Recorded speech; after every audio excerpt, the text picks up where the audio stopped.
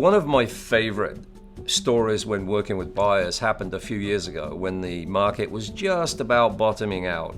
And I ran in and met these two great people, young couple. They were about to get married.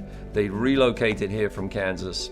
And they said, Mike, we really want to put some roots down in California and we really would love to buy something. So we had a conversation about what would that look like, what would that take? And they didn't really have a lot of money. They only had one car, and one of their stipulations was they needed to be close to one of their places of employment so that one of them could walk to work because they could only afford one car. And I think it's fair to say that a lot of agents may have said to them, listen, you're not quite ready, save some more money and come back to me. But I tapped into the fact that they really wanted to make this happen. They had a desire.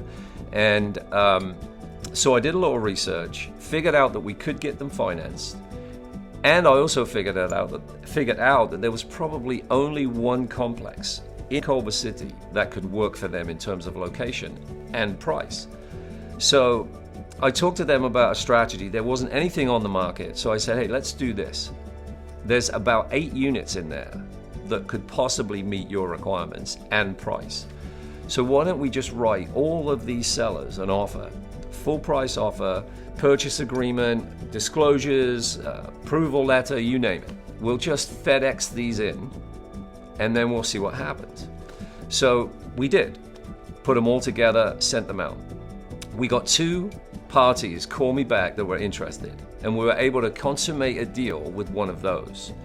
So what's great about this story is not only did we meet their requirements, which were pretty thin, but today, 3 years later, they are sitting on $100,000 worth of equity.